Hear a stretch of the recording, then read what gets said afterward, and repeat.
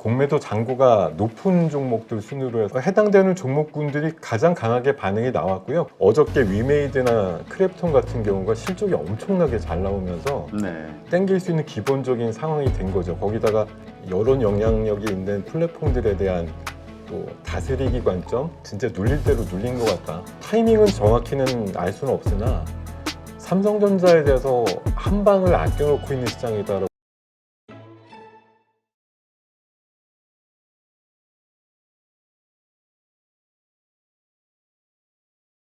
지금 종목과 관련해서 네. 그러면 우리가 새로 산다고 했을 때 어떤 주식을 살까? 이제까지 이 공매도 금지라는 이슈가 나오면서 공매도 잔고가 많은 주식들을 공략하는 게 좋지 않냐 이런 의견들이 있었거든요. 네. 어떻게 보세요?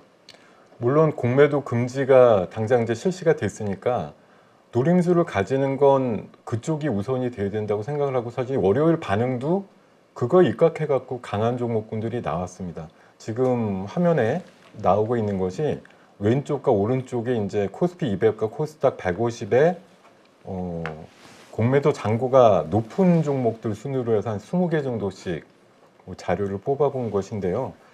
첫날 움직임에서 해당되는 종목군들이 가장 강하게 반응이 나왔고요. 거기다가 3개월 수익률이 또 한 20-30% 빠진 그런 기업들이 또 반응이 세게 나왔기 때문에 일부 뭐 팬데믹 때문에 좀 빠졌던 종목이거나 2차 전지성 종목이거나 뭐 제약바이오단 종목 중에서 그래도 강한 종목군들이 나왔고 어제 오늘 사이에는 뭐 너무 잘 아시겠지만 게임주 쪽에서 또 쇼커버가 꽤 들어왔다는 네. 그런 얘기들까지도 나오고 있습니다.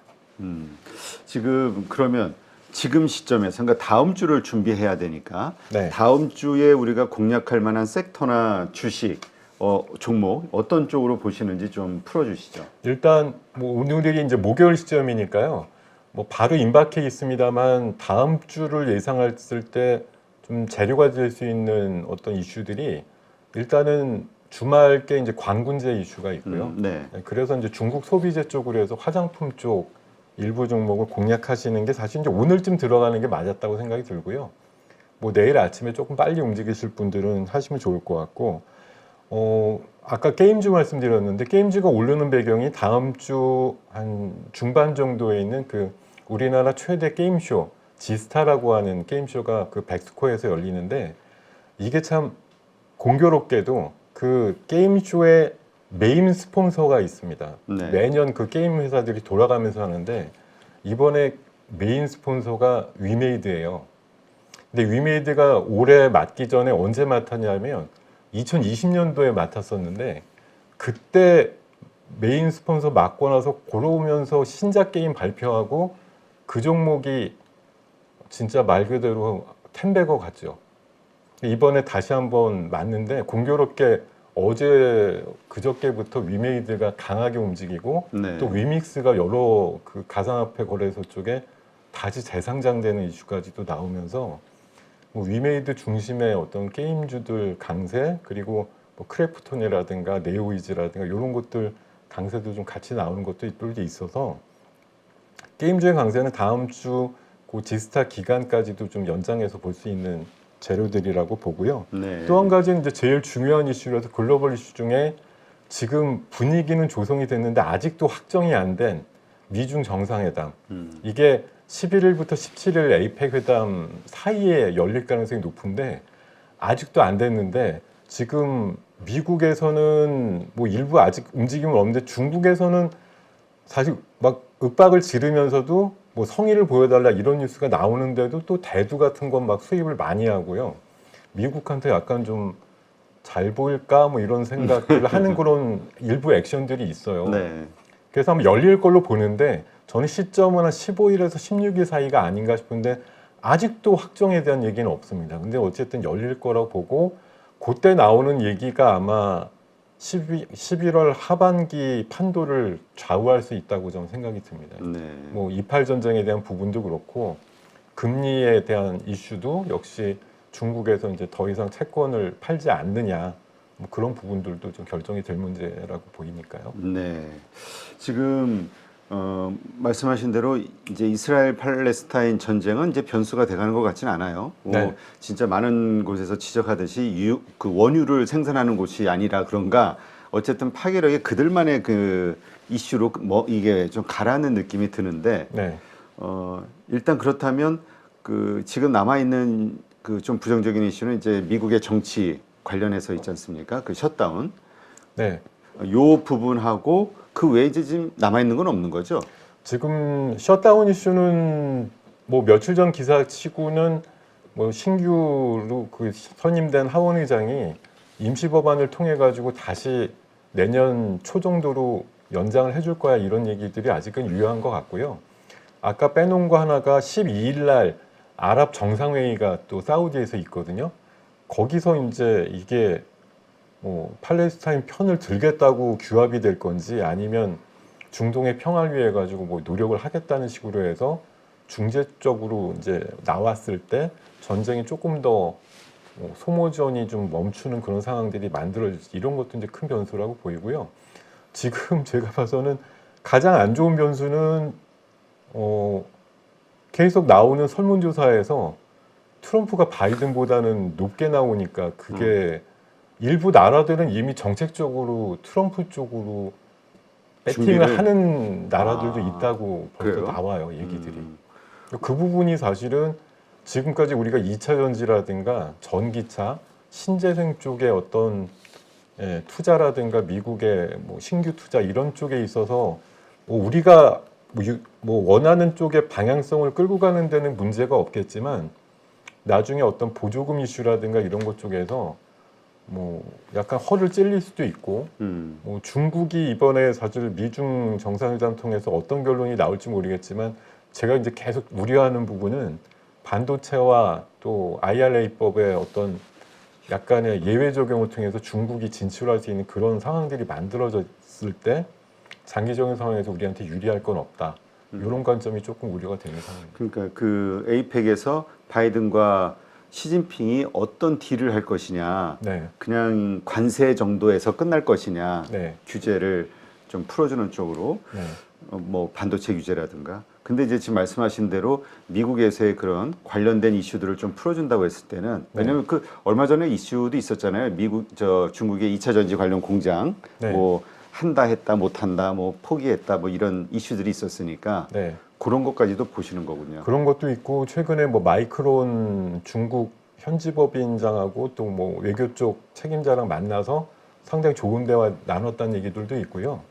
뭐 하나의 이제 사건 같은 걸 가지고서 추론을 해보는 건데 뭐 중국 쪽 업체 그런 항암제에 대해서 미국 FDA에서 승인을 해줬다. 이런 거 하나도 이제 이런 게 이런 쪽으로 가려고 하는 분위기인가 보네. 서로 뭔가 밑밥을 던져주네 이런 식의 이제 관점을 볼 수가 있다는 거죠. 네. 그러면 지금 그런 차원에서 이번에 이제 뭐 급등이 나왔던 네. 그 2차 전지주들 네. 들고 있으신 분들 입장에서는 어떻게 해야 될 것인가 이것도 좀 고민이 될 것 같아요. 일단은 억지로 내리는 방법은 더 이상 없지 않느냐 그런 관점이에요. 공매도는 이제 못하니까. 네, 그래서 물론 뭐 주식이라고 하는 게 뭐 항상 현재 상황을 많이 반영을 하지만 적어도 한 6개월에서 9개월 정도 선행한다는 입장에서 보면은 사실 지금 뭐 에코프로 기준으로 사실 제가 오늘 자료 갖고 나온 거 중에 있나 모르겠다. 네. 이게 사실 좀 계속 발목을 잡는 거거든요. 엄연하게 에코프로가 지금 70만 원대를 하고 있는데 절반에 증권사들 지금 목표가는 20만 원대도 있습니다. 얘네들이 무슨 추천을 하겠어요? 솔직히 뭐 좋다고 지금 볼 수가 없는 입장이고 그래서 뭐 일각에는 에코프로 외에 또 자회사나 또 상장 이슈가 네. 있으면 또 할인된다 이래서 여기서 나와서 차라리 BM으로 가는 게 맞아요. 이제 BM은 지금 현재가보다 높은 목표가거든요. 네. 근데 오늘 주가는 또 BM이 더 많이 빠졌습니다. 그렇죠. 예, 에코프로는 거의 또 보합에 지켜주고 있었고요. 그래서 이게 뭐 일관되지 않은 그런 상황들인데 어쨌든 저런 목표가를 갖고서 계속 의지를 갖고 있다고 하면 오르기는 어려운데 빠지기도 어렵다. 왜냐하면 이미 그 미래 성장성의 대부분을 또 반납하면서 주가가 내려온 상황이기 때문에 그리고 기본적으로 기본 팬덤이 있는 종목이라서 제 생각에 지금 정도 하락률에서는 그냥 일단은 버틸 거라고 보고 있어요. 그러면 뭐 이 정도 가격대에서는 매수해 볼 만하다. 좀 매수는 그게 바로 해보는데 오른다고 기대하면 안 되죠. 바로는 안 오를 것 같은데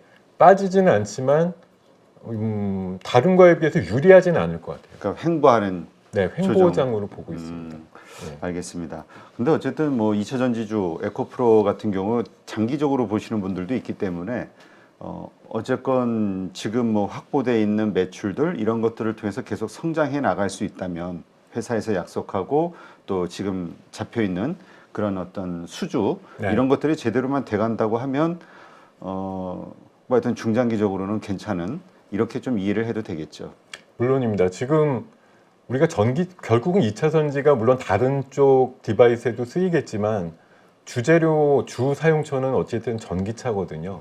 그러니까 이게 전기차에 대해서 표면적으로 현재 나오는 약간 부정적인 어떤 상황들, 좀 덜 팔리고 있다, 뭐 비싸다, 충전이 어렵다 이런 이슈는 결국은 업계에서 자체적으로 기술적으로 문제를 해결할 것으로 보이는 거고요. 최근에 독일의 공장에서 테슬라 같은 경우 3천만 원대 전기차도 만들겠다 하는 것처럼 일부 업체들은 못 맞추면 도태가 되겠지만 결국 살아남는 애들은 1, 2년 전보다 반값의 전기차가 나올 수밖에 없고 나올 거고 그게 결국은 시장을 다시 한번 재창출할 거라고 생각을 하는 겁니다. 근데 지금 당장 전기차 가격이 잘 안 내릴 것 같아. 오늘 사실 중국에서 테슬라 가격이 또 올렸다는 소리도 나왔어요. 아, 그래요? 네. Y 모델하고 그 3모델을 가격을 또 올렸다 그래서 이건 또 뭐지라는 생각이 좀 거기도 들긴 참 했는데요. 일론 머스크가 참 저도 어떻게 같은 모델 가지고 이렇게 한두 달 사이에 가격을 심하게 내렸다 올렸다 할 수 있는지 참 그것도 좀 신기합니다. 네. 어쨌든 2차 전지에 대해서는 그래서 지금 단순간의 기대보다는 좀 중장기적인 시각으로 네, 장기적 안목으로 들어갈 만한 정도 이렇게 네. 이해를 하면 되겠군요. 네. 그 외에 또 어쨌건 급등하고 또 급락하는 과정에서 이제 또 이렇게 부각되는 종목들이 있지 않습니까? 네. 밸류에이션이라든가 이런 것들로 네. 그런 게 있다면 어디가 있을까요? 지금 그 공매도 잔고가 많거나 아니면 최근에 공매도 거래했던 비중이 큰 종목들이나 그 군들이 몇 개가 있는데 어쨌든 2차 전지가 결국은 제일 조명을 받았었기 때문에 월요일 날 확 올랐다가 이제 며칠간의 되돌림이 있었던 거고 그 후속 라인을 게임주 쪽이 아까도 말씀드렸지만 이렇게 어저께 위메이드나 크랩톤 같은 경우가 실적이 엄청나게 잘 나오면서 네. 땡길 수 있는 기본적인 상황이 된 거죠. 거기다가 우측에 나오는 게 몇 개 게임주들에 대한 최근 1개월 공매도 거래대금 비중인데 7% 후반에서 20%까지 넘었었어요. 그러니까 저런 류들이 공매도 상환이라든가 쇼커버에 지금 실적이 뒷받침이 되니까 충분히 오를 수 있어라는 관점에서 그동안 많이 소외됐던 게임주들이 어제 오늘 굉장히 선전한 흐름이 나온 거고요. 최근에 공매도 거래대금이 많았던 섹터 중에 오를 만한 섹터는 제가 봐선 제약바이오 쪽하고 화학 쪽이 의외로 있습니다. 금호석유화학이나 롯데케미칼 같은 경우가 공매도 비중이 굉장히 높은 종목 쪽인데 상대적으로 바닥에서 안 오른 것 같아서 다음 주는 걔네들 순서가 될 수도 있습니다. 이게 어차피 은근히 공매도 순환은 나오고 있는데 이게 이제 우리가 바라보는 눈이 2차 전지가 무너지면 공매도 효과 아무것도 없는 것처럼 보이는 것 뿐이지 네. 사실은 그렇지 않다고 생각하고 있거든요. 은근히 저변에는 깔려 있다. 공매도 지금 빨리 쇼커버 안 하면 나중에 당할 수 있어라는 관점들이 작용을 하고 있다고 봅니다. 맞아요. 우리가 자꾸 공매도 하면 2차 전지주만 먼저 떠오르고 거기를 네. 쳐다보는데 네. 이미 공매도 그 잔고가 많은 종목들이 또 여러 섹터에서 퍼져 있으니까 그 주식들에게도 사실 좀 큰 어떤 기회가 있을 수 있겠네요. 저는 대표적으로 오늘 올라서 그런 게 아니라 네이버나 카카오도 대상이 될 수 있어요. 네이버 카카오도 참 많이 올랐어요. 네, 최근에 좀 올랐는데 카카오. 사실 카카오 요새 거기 의장 되시는 분 수사 얘기도 나오고 안 좋은 얘기는 다 깔고 있는데 제가 아까 오후 방송에서 우리 가족들한테 그런 얘기했어요. 여러분 카카오 지금 돈 내고 쓰세요?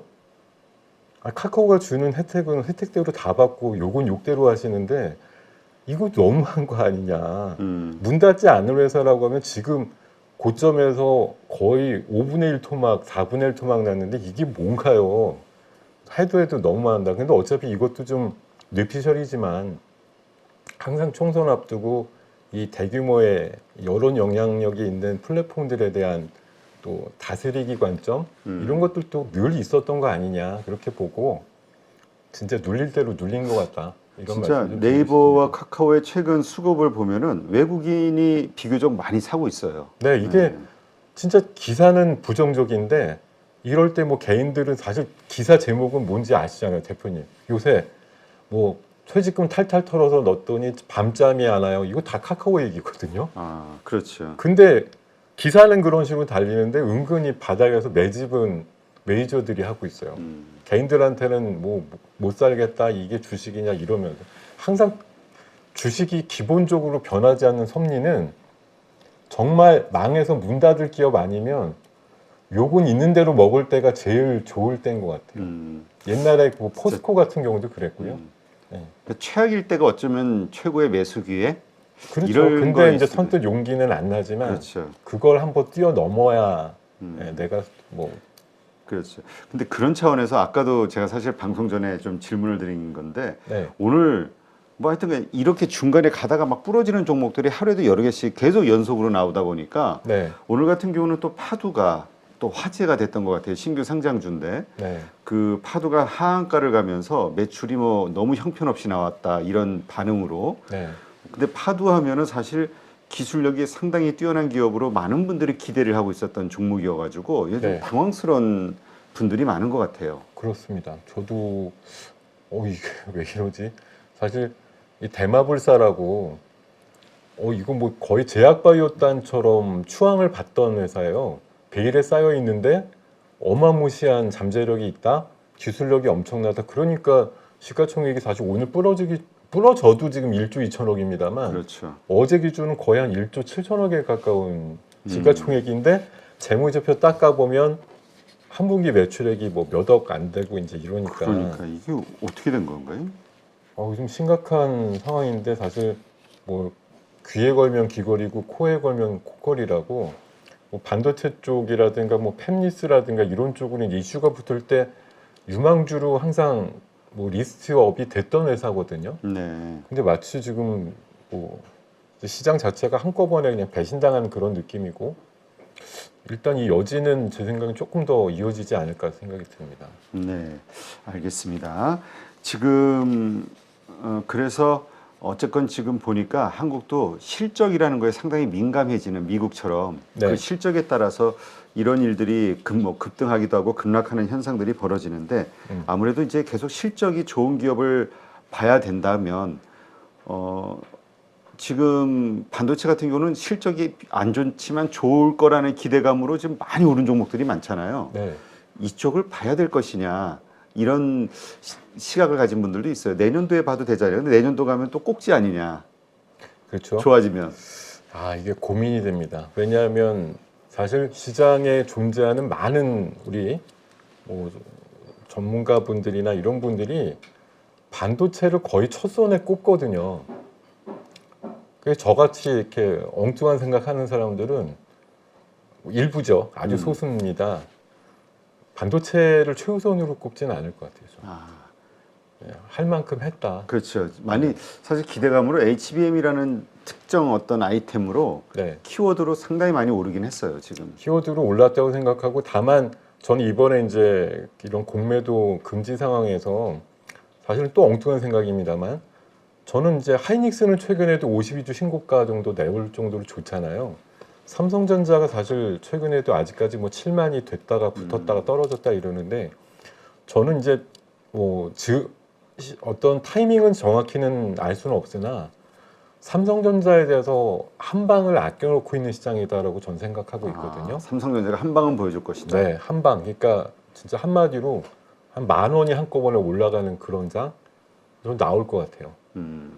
하긴 지금 우리가 지금 HBM3에서 뒤처져 있는 그 어떤 벌어지는 현상 때문에 삼성전자를 약간 지금 우습게 보고 있는데, 네, 근데 사실 반도체 쪽에서 못 올랐다라고 하면 대표적으로 볼 수 있는 게 삼성전자긴 하죠. 뭐 너무 유명하고 너무나 이제 뭐 국민 주식이 돼서 퍼졌기 때문에 뭐 못 오르는 것도 있죠. 사람들의 생각들이 다 다르신데 옛날에는 사실 삼성전자 그 비쌀 때는 일반 주주분들이 거의 없었잖아요. 근데 이게 이제 50분의 1 액면 분할한 이후에 국민주가 되다 보니까 생각들이 많으시고 다양하니까 오히려 단일 대우가 좀 형성이 안 되는 그런 면들이 좀 있는 것 같습니다. 알겠습니다. 뭐 삼성전자도 근데 삼성전자는 어느 덩어리가 크다 보니까 네. 그 아마 자본이 좀 큰 분들 이런 분들이 아마 생각하기가 좋은 종목이 아닌가 싶기도 하고 글쎄요 진짜 말씀 들어보니까 삼성전자의 그 불꽃 이것이 또 나올 수도 있는 그 장이 또 올 수도 있겠구나 생각이 드네요. 사실 어떻게 보면 뭐 뭔가 좀 기대값이 있으면서도 내내 안 터진 어떻게 보면 너무 당연한 주식이 삼성전자인 것 같아요. 뭐 어쨌든 내년도는 올해와는 또 다른 레벨의 순이익이 창출되는 만큼 그것들을 사실 한 번만이라도 시장에서 받아들여준다고 하면 충분히 한 번의 퀀텀 점프가 나올 수 있는 상황이거든요. 네. 근데 그게 이제 우리 시장에 주는 함의가 너무 크기 때문에 얘가 7만 원 내외에 있는데 얘가 8이 가도 되고 9가 가도 될까? 이런 이제 약간 망설임이 있으신 것 같은데 뭐 내년 3월에 어떻게든 지수 많이 올려놔야 되는데 뭘로 그렇게 지금보다 4, 500 올려버리겠습니까? 네.